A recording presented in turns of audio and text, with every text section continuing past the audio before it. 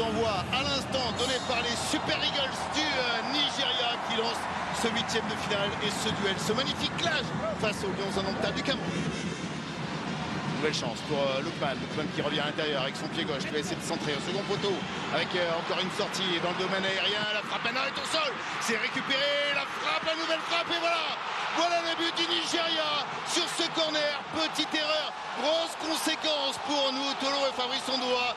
Erreur de communication et un corner concédé qui va être payé très cher, sanctionné, puni par les Super Eagles du Nigeria qui mènent donc 1-0. Il y a eu deux sorties ratées de la part d'Ondoa.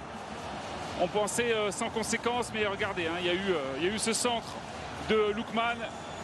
Une deuxième sortie un petit peu ratée. Et derrière, même s'il y a un arrêt, Ajayi, il est plus prompt et il permet au Nigeria d'ouvrir le score. Vous êtes un petit peu dur sur les sorties. La deuxième d'Ondoa, notamment, voilà, il y a des joueurs, elle est compliquée. Bon, il essaie finalement d'y aller avec autorité, boxer le ballon. Je vous l'accorde, ce n'est pas assez loin puisque ça retombe dans des pieds nigérians, mais voilà, c'est ensuite évidemment cette erreur. Africain est souvent décrié.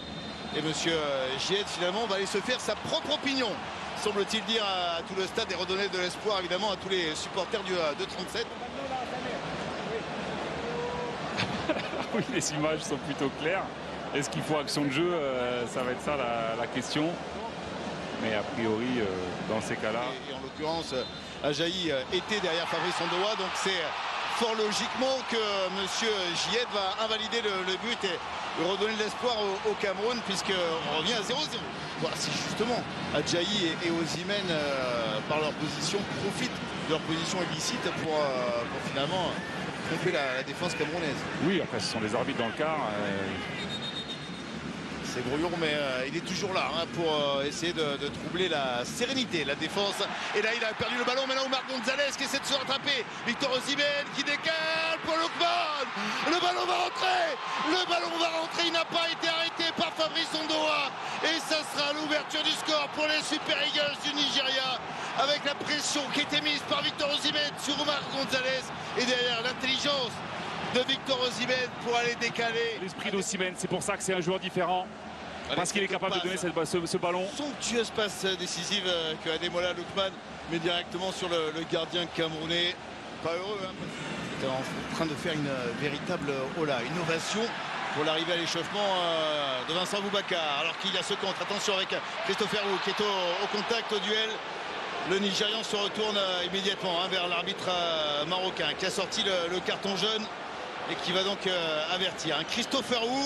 Elle a été pris par la vitesse, encore une récupération. On va le revoir sur les images. Vous l'avez vu derrière le mur qu'a mis en place Fabrice Ondoa. Lookman qui va essayer de tirer maintenant. Et ça ne replongera pas assez pour le Nigeria. Il échappe à Lookman. Christopher Wu porte le ballon. C'est de s'arracher, c'est de protéger pour Castelletto maintenant qui peut centrer. Encore une fois, ça sera directement sur le gardien qui est déséquilibré avec le contact en l'air. Et sacré contact parce que Georges Kevin Kounou contrôlé, Toko Ekambi qui redonne derrière. C'est une déception pour les supporters camerounais qui avaient envie de voir leur équipe aller vers l'avant avec la faute de Moses Simon qui n'échappera pas à son tour au carton jaune sorti de la poche de l'arbitre marocain. Et Iwobi est parti, Iwobi qui met du jus, Iwobi avec le ballon pour Lookman dans le couloir, Lookman toujours qui redonne, Iwobi qui se loupe complètement. On nous annoncer le temps additionnel, l'ambiance toujours extraordinaire dans ce stade Félix Houphouët-Boigny. Le ballon, la remise, c'est dans la profondeur pour Khalil Bassé qui peut centrer. La frappe et le but, le deuxième but pour le Nigeria, la tête baissée de Rigobertson. Ce deuxième but, ce but du 2-0. Encore une fois, à bout portant, il pensait la toucher Fabrice Ondoa et ce sont les Super Eagles. C'est Castelletto qui se fait passer devant. C'est repris à bout portant avec cet homme qui est au départ de l'action, Lookman, qui vient conclure. Qui avait effectivement initié cette attaque et qui vient une nouvelle fois. Et la tristesse visible sur les visages de Roger Milla.